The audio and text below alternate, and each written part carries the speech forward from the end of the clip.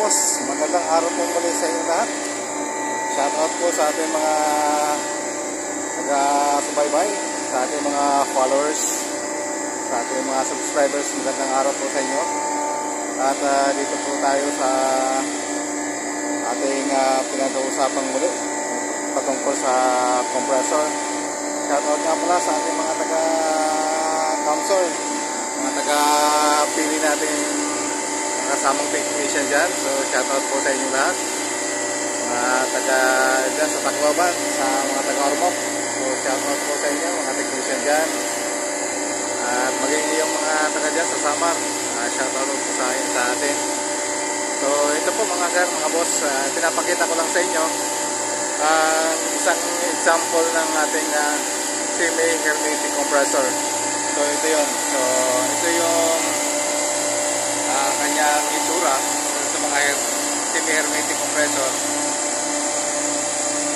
Yan, ito po yan. So ilan lang to sa mga semi-hermetic na compressor.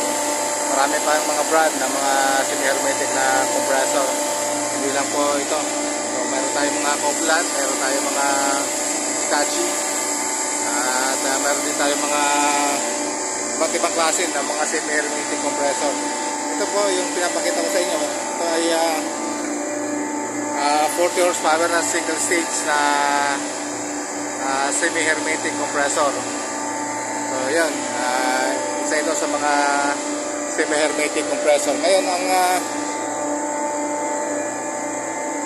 challenge sa atin mga boss, mga sir, papakita ko rin sa inyo yung isa pang compressor na tinakal natin sa eto. Yan.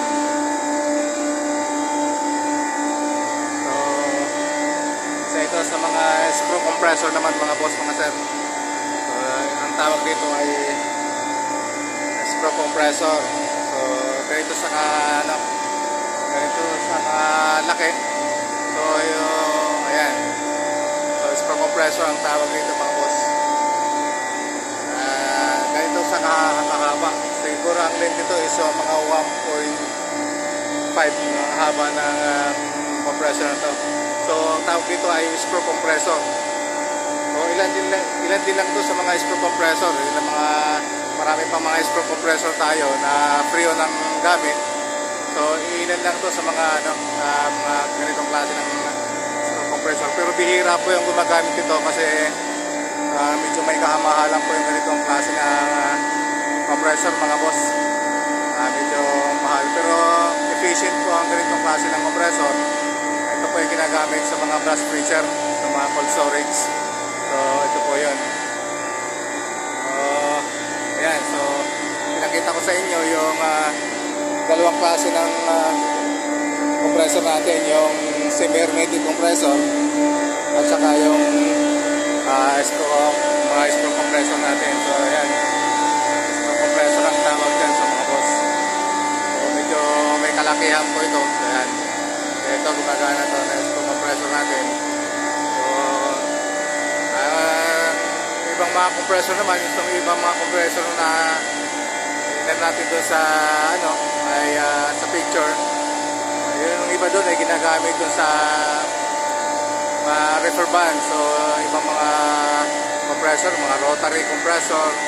So kadalasan ginagamit yung sa ating mga air conditioning, mga rotary. Sa mga screw compressor naman sa mga chiller. So doon po ginagamit ito.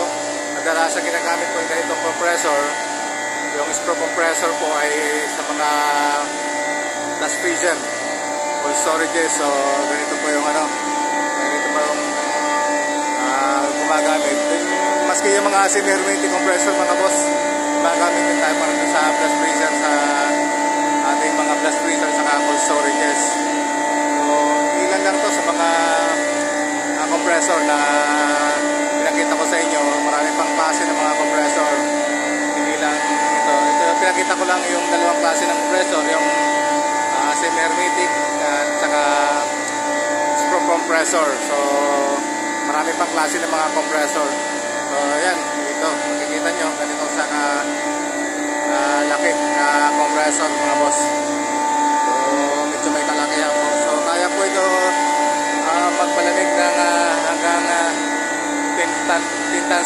capacity ng product kung sa flash freezer po nyo ito ikakabit. So, medyo may kalaki nga lang po ito. So yan, so medyo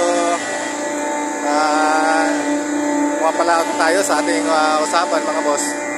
At medyo himay-himay na natin konti ang ating klase ng mga compressor. So masusunod na mga video, antabayanan nyo po ano pa ba yung ating mga compressor na ginagamit sa ating mga refrigeration system. So marami pang mga compressor. So susunod siguro titingnan natin yung mga mga pang-ammonia na mga compressor na ginagamit. So mas madalas sa mga tube ice maker, sa mga pang-bloke, sa mga cold storage din ginagamit yung mga pang-ammonia na compressor. Sa mga centralized system, so ginagamit po yung ammonia. So ito ginagamit lang natin ito sa mga freon lang ito mga boss. Ang refrigerant ito ay 507. So ganito sa kalaki, pero 507 po ang refrigerant na gamit. So hanggang dito po muna mga sir, mga boss, at maraming salamat po sa inyong pagsubaybay at sa inyong pag-likes at pag-share na rin sa aking YouTube channel at Facebook page. At sana wag po kayong magsasawa at marami pa tayong mga bagay na pag-uusapan patungkol dito sa ating refrigeration system. So hanggang dito po muna at marami pong salamat.